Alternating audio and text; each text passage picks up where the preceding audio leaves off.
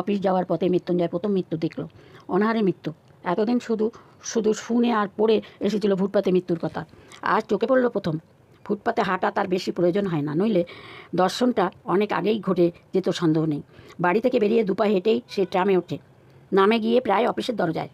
বাড়িটাও তার শহরের এমন এক নিরিবিলি অঞ্চলে যে সে পাড়ার ফুটপাতও বেশি নেই, লোকে মরতেও যায় না বেশি। চাকর ও ছোটো ভাই তার বাজার ও কেনাকাটা করে। অনেক মিনিটে মৃত্যুঞ্জয়ের সুস্থ শরীরটা অসুস্থ হয়ে গেল। মনে আঘাত পেলে মৃত্যুঞ্জয়ের শরীর তার প্রতিক্রিয়া হয়, মানসিক বেদনার বোধের সঙ্গে চলতে থাকে শারীরিক কষ্টবোধ। অফিসে পৌঁছে নিজের ছোট কুঠিরিতে ঢুকে সে যখন ধপ করে চেয়ারে বসে পড়ল, তখন সে রীতিমতো কাবু হয়ে পড়েছে। একটু বসেই তাই উঠে গেল কলঘরে, দরজা বন্ধ করে বাড়ি থেকে পেট ভরে যত কিছু খেয়ে এসেছিল, ভাজা, ডাল, তরকারি, মাছ, দই আর ভাত, প্রায় সব বমি করে উগড়ে দিল। পাশের কুটির থেকে নিখিল যখন খবর নিতে এলো, কলঘর থেকে ফিরে মৃত্যুঞ্জয়ের জয় কাচের গ্লাসে জল পান করছে। গ্লাসটা খালি করে নামিয়ে রেখে সে শূন্য দৃষ্টিতে দেয়ালের দিকে তাকিয়ে রইল। অফিসে সে আর নিখিল প্রায় সমপদস্থ, মাইনে দুজনের সমান। একটা বাড়িতে দায়িত্বের জন্য মৃত্যুঞ্জয় 50 টাকা বেশি পায়। নিখিল রোগা, তীক্ষ্ণ বুদ্ধি এবং একটু আলসে প্রকৃতির লোক। মৃত্যুঞ্জয় 2 বছর আগে বিয়ে করে 8 বছরের সে মোটে 2টি সন্তানের পিতা হয়েছে। সংসারে তার নাকি মন নেই। অবসর জীবনটা সে বই পড়ে আর একটা চিন্তার জগৎ গড়ে তুলে কাটিয়ে দিতে চায়। অন্য সকলের মতো মৃত্যুঞ্জয়কে সেও খুব পছন্দ করে, হয়তো মৃদু একটু অবজ্ঞার সঙ্গে ভালোবাসে। মৃত্যুঞ্জয় শুধু নিরীহ, শান্ত, দরদি, ভালো মানুষ বলে নয়, সৎ ও সরল বলেও নয়। মানব সভ্যতার সবচেয়ে প্রাচীন ও সবচেয়ে পচা ঐতিহ্য আদর্শবাদের কল্পনা তাপস বলে। মৃত্যুঞ্জয়ের দুর্বল চিত্ত, ভাবোপবন, আদর্শবাদী হলেও কোনো কথা ছিল না। দুটো খোঁচা দিয়ে খেপিয়ে তুললেই তার মনে পুঞ্জ পুঞ্জ অন্ধকার বেরিয়ে এসে তাকে অবজ্ঞেয় করে দিত। কিন্তু মৃত্যুঞ্জয় মানসিক ক্রিয়া প্রতিক্রিয়া শ্লথ ও নিজস্ব নিস্তেজ নয়, শক্তির একটা উৎস আছে তার মধ্যে। অব্যয়কে শব্দরূপ দেবার চেষ্টায় সে শক্তি বহু ক্ষয় হয়ে গেছে মানুষের জগতে, তারই একটা অংশ। নিখিল পর্যন্ত তাই মাঝে মাঝে কাবু হয়ে যায় মৃত্যুঞ্জয়ের কাছে। মৃদু বিশ্বাস সকলের সঙ্গেই সে তখন ভাবে যে নিখিল না হয়ে মৃত্যুঞ্জয় হয়ে মন্দ ছিল না। মৃত্যুঞ্জয়ের রকম দেখেই নিখিল অনুমান করতে পারল বড় একটা সমস্যার সঙ্গে তার সংঘর্ষ হয়েছে। শাসিতে আটকানো মৌমাছির মতো সে মাথা খুঁজছে সেই স্বচ্ছ সমস্যার অকারণ, অর্থহীন, অনুচিত কাঠিন্য। কী হলো সে তোমায়? নিখিল সন্তর্পণে প্রশ্ন করল। মরে গেল না খেয়ে মরে গেল? আনমনে অর্ধ ভাষণে যেন আর্তনাদ করে উঠল মৃত্যুঞ্জয়। আর কয়েকটা প্রশ্ন করে নিখিলের মনে হলো মৃত্যুঞ্জয়ের ভিতরটা সে পরিষ্কার দেখতে পাচ্ছে। ফুটপাতে অনাহারে মৃত্যের মতো সাধারণ সহজ বোদ্ধা ব্যাপারটা সে ধারণা করতে পারছে না। সেটা আশ্চর্য নয়, সে এক সঙ্গে পাহাড় প্রমাণ মাল মশলা ঢোকাবার চেষ্টা করছে তার ক্ষুদ্র ধারণা শক্তির থলিটিতে। ফুটপাতে ওই বিভৎসতা, ক্ষুধা অথবা মৃত্যুর রূপ। না খেয়ে মরা কি ও কেমন? কত কষ্ট হয় না খেয়ে মরতে? কীরকম কষ্ট? ক্ষুধায় যাতনায় বেশি না মৃত্যুর যন্ত্রণায় বেশি ভয়ঙ্কর? অথচ নিখিল প্রশ্ন করলে যে জবাবে বলল অন্য কথা। ভাবছি আমি বেঁচে থাকতে যে লোকটা না খেয়ে মরে গেল, ও অপরাধে প্রায়শ্চিত্ত কি? জেনে শুনেও এতকাল 4 বেলা করে খেয়েছি, পেট ভরে যথেষ্ট রিলিফ ওয়াক হচ্ছে না লোকের অভাবে। আরও এদিকে ভেবে পাই না কী করে সময় কাটাবে। ধিক, শত ধিক আমাকে। মৃত্যুঞ্জয়ের চোখ ছলছল করছে দেখে নিখিল চুপ করে থাকে। দরদের চেয়ে ছোঁয়াচে কিছুই নেই এই জগতে।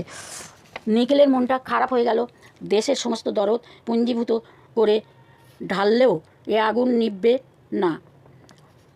ক্ষুধায় অন্নের বদলে বরং সমাধি পরিণত হয়ে যাবে। ভিক্ষা দেওয়ার মতো অস্বাভাবিক পাপ যদি আজও পুণ্য হয়ে থাকে, তাই জীবন ধারণের অন্নে মানুষের দাবি জন্মাবে কিসে? রূঢ় বাস্তব নিয়মকে উল্টে মধুর আধ্যাত্মিক নীতি করা যায়, কিন্তু সেটাও হয় অনিয়ম। চিতার আগুনে যত কোটি মরাই এ পর্যন্ত পোড়ানো হয়ে থাক, পৃথিবীর সমস্ত জ্যান্ত মানুষগুলিকে চিতায় তুলে দিলে আগুন তাদের পুড়িয়ে ছাই করে দেবে। বিক্ষুব্ধ চিত্তে এই সব কথা ভাবতে ভাবতে নিখিল সংবাদপত্রটি তুলে নিল। চোখ বুলিয়ে যেতে যেতে নজরে পড়ল ভালোভাবে সদ্গতির ব্যবস্থা করে গোটা 20 মৃতদেহকে স্বর্গে পাঠানো হয়নি বলে এক স্থান থেকে তীক্ষ্ণ ধার হাউদাস করা মন্তব্য হয়েছে। কদিন পরেই মাইনের তারিখ এলো। নিখিলকে প্রতি মাসে 3 জায়গায় কিছু কিছু টাকা পাঠাতে হয়। মানি অর্ডারে ফর্ম বানিয়ে কলম ধরে সে ভেবে ঠিক করবার চেষ্টা করছে 3টে সাহায্যই এবার 5 টাকা করে কমিয়ে দেবে কিনা। মৃত্যুঞ্জয় ঘরে এসে বলল, সেদিনের পর থেকে মৃত্যুঞ্জয়ের মুখ বিষণ্ণ গম্ভীর হয়ে আছে। নিখিলের সঙ্গে বেশি কথা বলেনি। একটা কাজ করে দিতে হবে ভাই। মৃত্যুঞ্জয় এক তাড়া নোট নিখিলের সামনে রাখলো। টাকাটা কোনো রিলিফ ফান্ডে দিয়ে আসতে হবে। আমি কেন? আমি পারবো না। নিখিল ধীরে ধীরে তার টাকাটা গুনল। সমস্ত মাইনেটাই। হ্যাঁ, বাড়ি তোর 9জন লোক, মাইনের টাকায় মাস চলে না, প্রতি মাসে ধার করিস। তা হোক, আমার কিছু টাকা করতে হবে ভাই। রাতে ঘুম হয় না, খেতে বসলে খেতে পারি না, এক বেলা খাওয়া ছেড়ে দিয়েছি। আমার আর ঠুনুর মার এক বেলায় ভাত বিলিয়ে দিই। নিখিল এক দৃষ্টিতে তাকিয়ে থাকে। জ্বর হয়ে যেমন দেখায়, মৃত্যুঞ্জয়ের গোল গাল মুখখানি তেমনি থমথম করছে। ভেতরে সে পুড়ছে, সন্দেহ নেই। টুনুর মার যা স্বাস্থ্য, একবেলা খেয়ে দিন 15-20 টিকতে পারবে। মন্তব্য শুনে মৃত্যুঞ্জয় ঝাঁঝিয়ে উঠল। আমি কি করব? কত বলছি, কত বুঝিয়েছি, কথা শুনবে না। আমি না খেলে উনি খাবেন না। এ অন্যায় নয়, অত্যাচার নয়, মনে তো মরমে না খেয়ে। নিখিল ভাবছিল, বন্ধুকে বুঝিয়ে বললে এভাবে দেশের লোককে বাঁচানো যায় না। যে অন্ন পাওয়া যাচ্ছে সে অন্ন তো পেটে যাবেই কারো না কারো। যে রিলিফ চলেছে তা শুধু একজনের বদলে আর একজন খাওয়ানোর। এতে শুধু আড়ালে যারা মরছে তাদের মরতে দিয়ে চোখের সামনে যারা মরছে তাদের কয়েকজনকে বাঁচানোর চেষ্টা করার সান্ত্বনা। কিন্তু এসব কোনো কথাই সে বলতে পারল না, গলায় আটকিয়ে গেল। সে শুধু বলল হ্যাঁ সে শুধু বলতে পারলো না, গলায় আটকিয়ে গেল। সে শুধু বলল, ভুরি ভোজটা অন্যায়, কিন্তু না খেয়ে মরাটা উচিত নয় ভাই। আমি কেটে ছেটে যতদূর সম্ভব খাওয়া কমিয়ে দিয়েছি। বেঁচে থাকতে যতটুকু দরকার খাই, এবং দেশের সমস্ত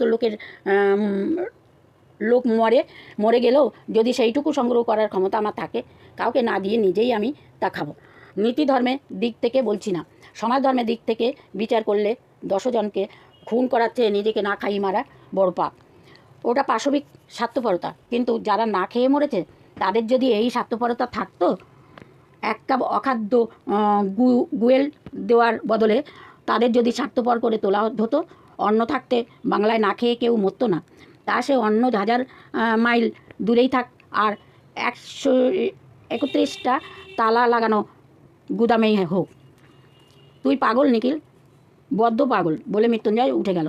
তারপর দিন দিন কেমন যেন হয়ে যেতে লাগলো মৃত্যুঞ্জয়। দেরি করে অফিসে আসে, কাজে ভুল করে, চুপ করে বসে ভাবে। এক সময় বেরিয়ে যায়, বাড়িতে থাকে পাওয়া যায় না। শহরের আদি অন্তহীন ফুটপাত ধরে সে ঘুরে ঘুরে বেড়ায়। ডাস্টবিনের ধারে, গাছের নিচে, খোলা ফুটপাতে যারা পড়ে থাকে, অনেক রাত্রে দোকান বন্ধ হলে যারা হামাগুড়ি দিয়ে সামনের রোয়াকে উঠে একটু ভালো আশ্রয় খোঁজে, ভোর 4টে থেকে যারা লাইন দিয়ে বসে দাঁড়িয়ে দাঁড়িয়ে মৃত্যুঞ্জয় তাদের লক্ষ্য করে। পাড়ায় পাড়ায় লক্করখানা খুঁজে বার করে, অন্নপ্রার্থীর ভিড় দেখে। প্রথম সে এইসব নরনারীর যত জনের সঙ্গে সম্ভব আলাপ করত। এখন সেটা বন্ধ করে দিয়েছে। সকলে এক কথাই বলে, ভাষা ও বলার ভঙ্গি পর্যন্ত তাদের এক ধাঁচের।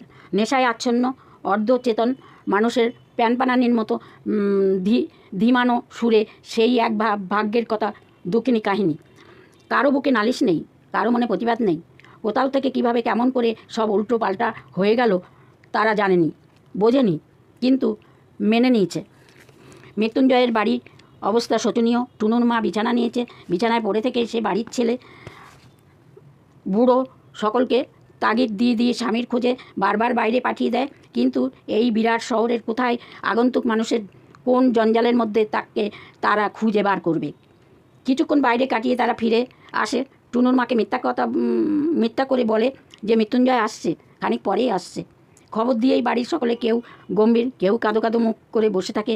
ছেলে মেয়েগুলো অনাদরে, অবহেলায়, ক্ষুধায়, জ্বালায় চেঁচিয়ে কাঁদে। নিখিলকে বারবার আসতে হয়। টুনুর মা তাকে সকাতরে অনুরোধ জানায় সে যেন একটু নজর রাখে মৃত্যুঞ্জয়ের দিকে, একটু যেন সে সঙ্গে থাকে তার। নিখিল বলে, আপনি যদি সুস্থ হয়ে উঠে ঘরের দিকে তাকান তাহলে যতক্ষণ পারি সঙ্গে থাকবো, নইলে না।